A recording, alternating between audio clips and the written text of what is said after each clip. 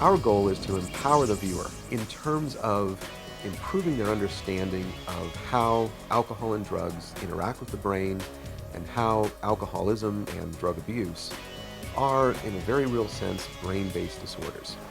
For example, we answer questions about genetics. We talk about different brain areas involved in different drug effects. What happens when we take alcohol and drugs for longer and longer periods of time? And how does the brain recover when we stop taking alcohol and drugs? We really wanted to bring neuroscience and graduate level research and just make it a lot of fun, make it interesting, and make it enjoyable for people to watch and learn.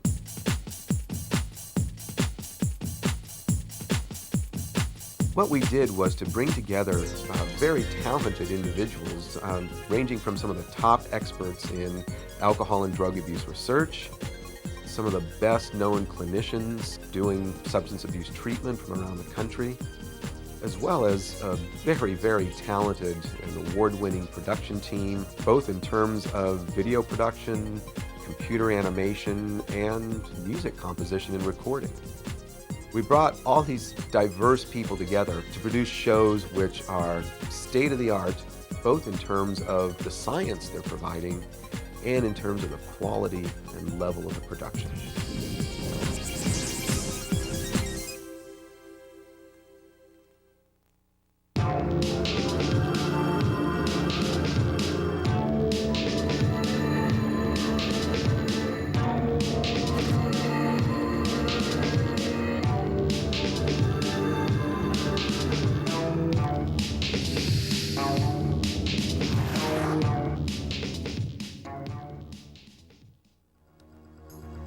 Since the beginning of time, humans have used many different substances to change their mood and state of consciousness.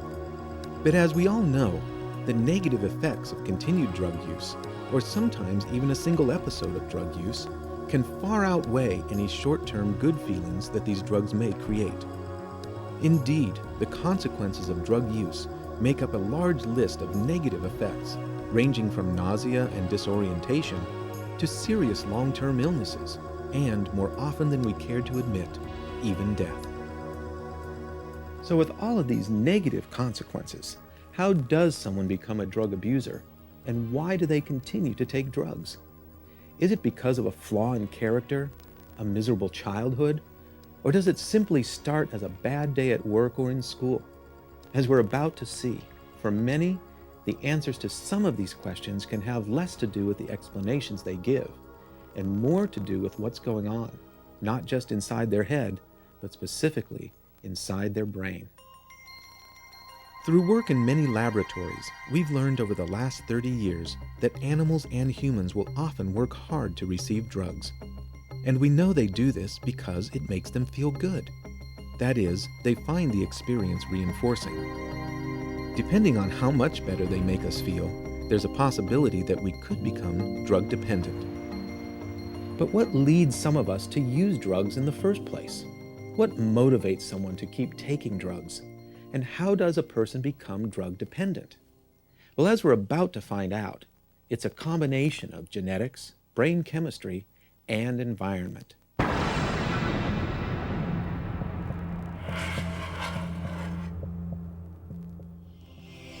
Whether it's a mouse, monkey, or human, all mammals have very important brain structures organized into a system we call the reward pathways. The reward pathways control all of our pleasurable experiences, from eating to sex. This is why the reward pathways are referred to as the brain's pleasure center. One of the most important parts of the reward pathways is the nucleus accumbens. The nucleus accumbens is a very small part of the brain. Although it is only about the size of an apple seed, its impact is enormous. The nerve cells in the nucleus accumbens are ultimately responsible for all of our feelings of pleasure. The normal communication processes in the brain use small electrical currents to carry messages. Scientists have found that they can artificially stimulate the nucleus accumbens by using a tiny electrode carrying a small electrical current. Stimulating this area of the brain feels so good to an animal that it will work to the point of exhaustion and sometimes even death to get this stimulation. By proving that we will repeat behaviors regardless of their consequences because they make us feel good, Studies like these provide dramatic evidence for a drug abuse theory called the reward or reinforcement model of addiction. This understanding of the reward pathways and the development of the reward model of addiction have in turn led us to a better understanding of substance abusers and their motivations to take drugs. In the past, doctors thought that only individuals who were physically dependent upon a drug were addicted. In other words, drug addicts were only those people who could not function without the drug in their bodies. It was thought that drug addicts needed their drug to avoid uncomfortable and frightening withdrawal symptoms such as tremors, seizures, and hallucinations. This was the thinking behind what was called the dependence theory of addiction. However, the dependence theory was unable to explain why anyone would use drugs enough in the first place to become physically dependent. We need to look at both the positive and negative reinforcing properties of drugs to explain why people would both start using drugs and then continue. By tying the development of substance abuse to drugs' ability to make us feel better, the reinforcement model is able to provide a fuller explanation for our drug-taking behavior than the dependence model. It also provides an explanation that matches what we know about how brain areas such as the reward pathways work. Today, we understand that physical dependence is only one of the symptoms of drug abuse.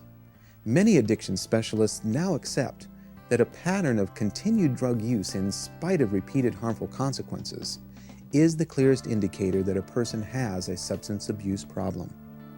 But what causes this pattern of drug use to begin? Is it our genetic makeup, or is it the stress of the world around us that leads us down the slippery slope to drug abuse? Although having a genetic predisposition is a very important factor, developing a substance abuse problem is influenced not only by our genes, but also by many environmental factors, such as our habits, where we live, and what we do for a living. This holds true for many medical problems like cancer and heart disease, as well as for substance abuse. But although many diseases arise from interactions between our bodies and the world around us, it doesn't necessarily mean that all people in the same situation will develop the same disease. So if the circumstances are indeed the same, why do some people develop a disease while others don't? For many people, much of the answer lies deep within our bodies, submerged at the microscopic depths of our cells, with our genes. We know that drug abuse, like alcoholism, runs in families. So that brings us to a very important question. Does drug abuse have a genetic basis like alcoholism? Twin studies have shown that, like alcoholism, there is clearly a genetic common denominator for drug abuse that runs in families. Researchers have found that if one of a pair of identical twins abuses drugs, the odds rise greatly that the other twin will also abuse drugs. Even if the twins were separated at birth and raised by different families in different countries, the results are the same. For those of us who are not identical twins, the likelihood of our developing a drug abuse problem is similarly highly influenced by the people we are most genetically similar to, namely, the members of our immediate family. If one of our close relatives, such as a parent, brother, or sister, has a drug problem, then the odds are significantly increased that we will develop a similar problem. The technical term for families with a history of substance abuse is family history positive.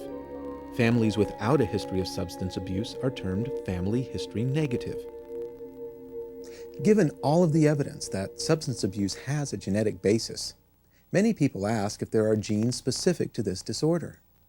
Considering that humans have many thousands of genes, it is highly unlikely that there is one specific gene whose only job is to determine whether someone will become a drug abuser. Most researchers agree that there are probably a couple of dozen genes that, in different ways, influence the addiction process. Although genes provide a strong biological basis for the development of substance abuse, genes alone are not always enough. We also know that some people who have no clear genetic predisposition also abuse drugs. Other factors, such as personal history and stress factors, also play an important role. However, unlike genetic predisposition, these other factors have been well recognized for years and have been thoroughly discussed elsewhere. In this video series, we will keep most of our focus on the biological factors that contribute to the development of substance abuse.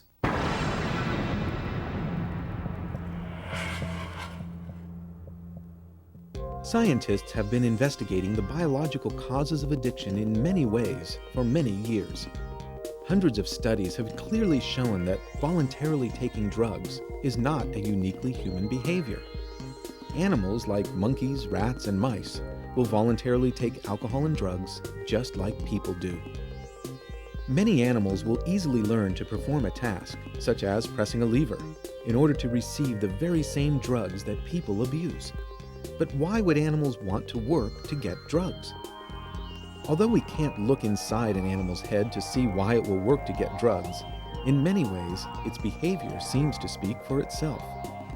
It appears that other animals, just like humans, won't keep doing something that they don't, shall we say, enjoy. But once an animal has learned that behaving in a certain way, such as pressing a lever, will get them an injection of cocaine, many of them will not only repeat that behavior, they will do it as often as possible. When something makes a behavior more likely to be repeated, that something, in this case a drug, is called a reinforcer. So, positive reinforcer is the term for things that make people and animals more likely to repeat certain behaviors so they can get what they want over and over again. Smoking is a good example. People who get pleasure from smoking will often light up continuously. Because the nicotine contained in cigarettes is a very strong reinforcer, a person will repeat their smoking behavior regardless of any negative health consequences. We do this because if something is positively reinforcing, it feels like we're being rewarded for our behavior, which means we will most likely do it again. Many scientists now believe that regardless of what other reasons people might have for using drugs, one of the most important reasons is because in some way the drug makes them feel good or is rewarding to them. When people take a drug because it's rewarding, that drug is called a positive reinforcer. Like nicotine and alcohol, all drugs of abuse are also powerful positive reinforcers. Now, it is an interesting part of human and animal behavior that in addition to working for pleasurable things, animals, like people, will also work to avoid unpleasant things. Things that animals and people will work to avoid are called negative reinforcers. For instance, animals will quickly learn to press a lever to avoid getting shocked. In this example, the shock is a negative reinforcer. Although people also like to avoid physically painful events like shocks, they more frequently have to work to avoid feeling uncomfortable emotions or re-experiencing unhappy memories. When people take a drug to avoid feeling bad, it's just like pressing a lever to avoid getting shocked. Our understanding of drugs as positive reinforcers and their effects on the reward pathways has led to the development of the reward model of addiction. The reward model of addiction is a widely accepted explanation for how and why people become drug abusers and provides a biological basis for substance abuse disorders.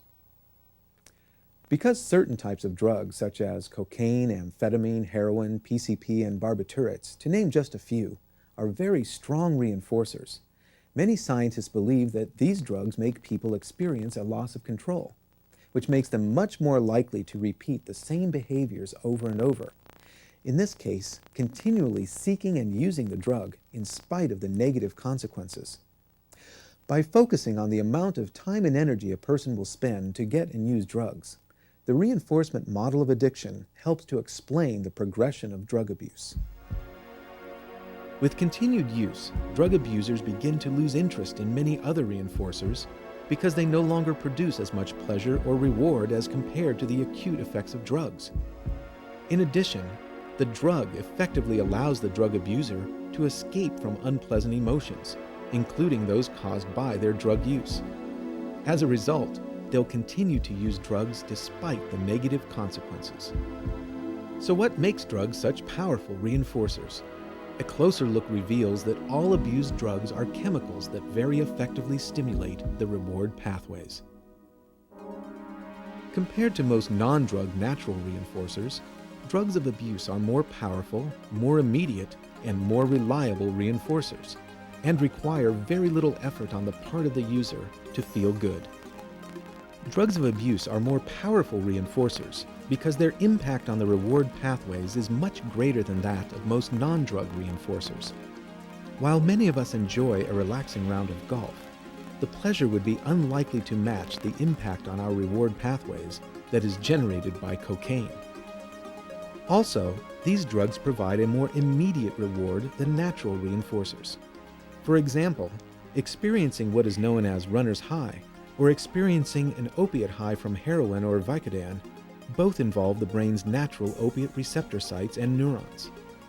But a runner's high can take many hours of training and effort to achieve. Drugs, on the other hand, provide their effects in just a matter of seconds.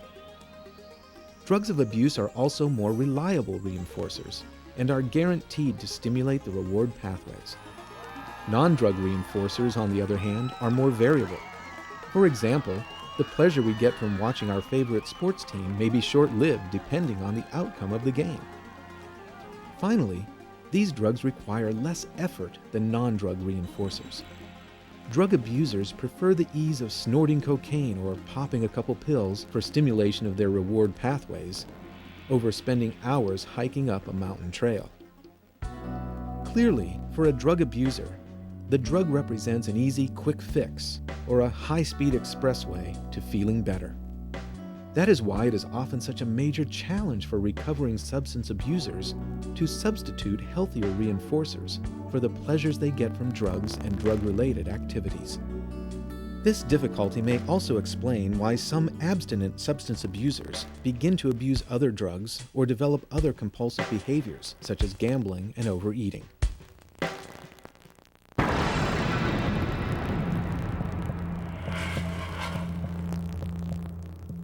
While we can thank our reward pathways for all of our pleasurable experiences, unfortunately, they can also backfire on us.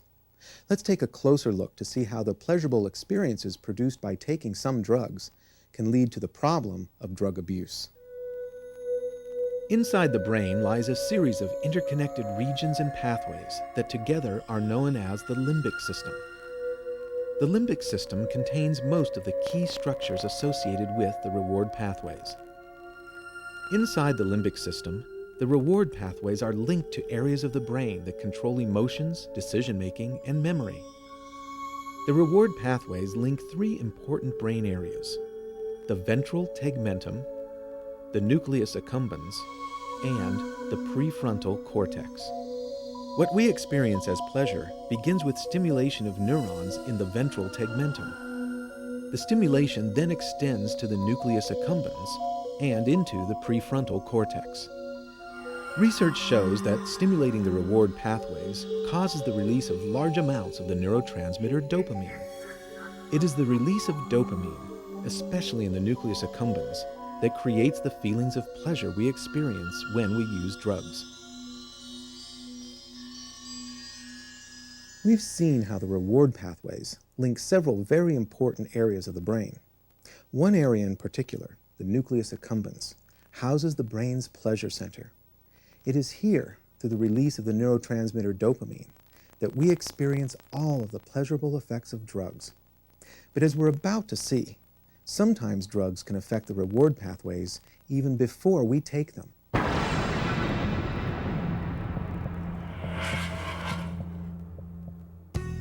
So far, we've talked about how certain drugs of abuse affect the reward pathways. Many of them stimulate our reward pathways by directly causing changes in our brain chemistry.